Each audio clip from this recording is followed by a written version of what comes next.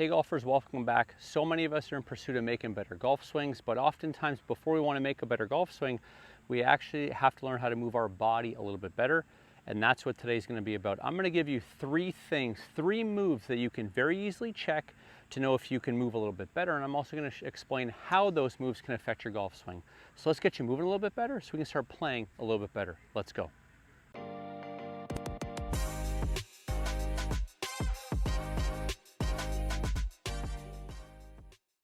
All right, today's word of the day is disassociation. Our ability to disassociate our upper body from our lower body in our golf swing has a huge effect on the type of golf swings that we can make and also the type of results that we can get with our ball flight. For players that struggle with coming over the top, as an example, one of the most common things that I see is they do not have the ability to disassociate their upper and lower body. So what do I mean by that? I mean right now, if I stood in golf posture, would I be able to move my lower body without moving my upper body, or vice versa?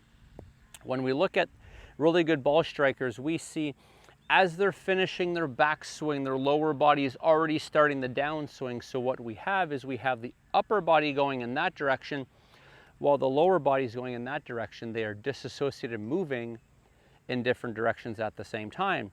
For a player that doesn't disassociate, what happens is as they try to start their downswing, it always ends up being upper body dominant because the lower body cannot get a head start. When we look at the best players in the world, their lower body gets a head start. So how do we actually check that? With two alignment rods, we can actually check pretty easily. So what I'm going to do, I have belt loops here. So what I'm going to do is I'm going to put belt loops across my shorts. Yes, I'm on the driving range. Yes, might look a little silly, but no, I don't care because I'm worried about helping you play better golf. So I have an alignment rod across my hips, and then I'm going to put an alignment rod across my upper body. And the first thing that we're going to test, and I'll give you both angles, is can I disassociate my upper body from my lower body? So right now my lower body is not moving.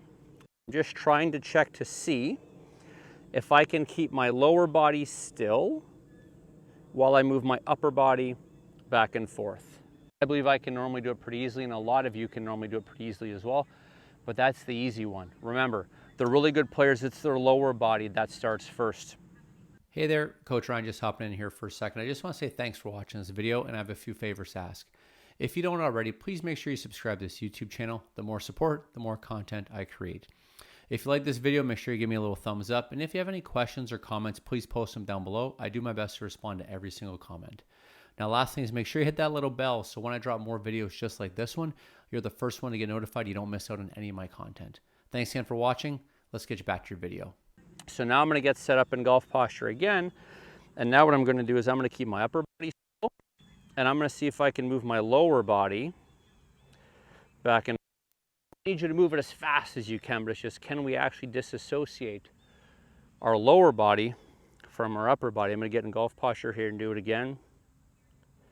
And as we can see, I know I've got a little bit of movement in my upper body, but for a lot of players, right, that's sometimes what I see. I don't see the disassociation that we're looking for. If this is something that you struggle with, I want to challenge you to work on improving this, and you can literally do it in golf posture anywhere with two alignment rods. Let's get set up. Step one is, can I get my upper body? And then step two, can I get my lower body? Now, as we start to progress into a golf swing, remember what we see is we see players that as they're making their backswing, their lower body is already starting to go as their upper body finishes their backswing.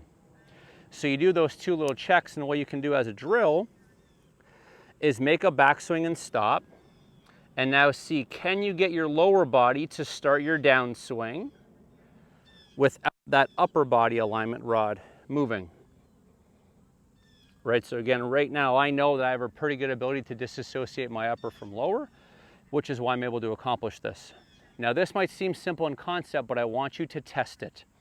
Find out if you can do it. Let me know in the comments down below. Are you able to disassociate your upper body from your lower body? Yes or no? Hey, here's a little secret. On every Thursday, I send an email with two things. My favorite golf tip of that week, and either a quote or stat or sometimes even a game that you can use when you practice. I don't want you to miss it. The next one's coming out on Thursday morning. Make sure you check the link in the description. Sign up for my newsletter because on Thursday, the next one's coming. Now let's get you back to your video. If you are, that's fantastic. We're on the right track. The next thing that we're going to talk about now is our pelvis. And for a lot of players that struggle with early extension, a lot of the reasons why we do that is we are unsure how to use our pelvis. Now, if you thought the first was funny, this second drill is going to look pretty funny to you as well. But what I'm going to do is I'm going to get myself in golf posture and I'm going to see now, can I tilt my pelvis in both directions while keeping my upper body still? And what I see with a lot of players is I see them do this and then do that, where at the start they don't have much control over their pelvis. I'll give you an alignment rod for a visual. I'm sorry it's not going to be perfect, but what I'm trying to do while keep my upper body still is I'm trying to tilt my pelvis in both directions. And what happens for a lot of golfers that struggle with early extension is they might understand how to do this move, but they normally struggle that feeling of trying to arch their back. I'm not saying arch your back in the golf swing, but what I need you to understand is that for golfers that early extend, right, they only know how to thrust this way. They don't know how to control their pelvis and disassociate from their upper body. So to summarize what I'm trying to accomplish today, there's 3 core movements that I want you to check.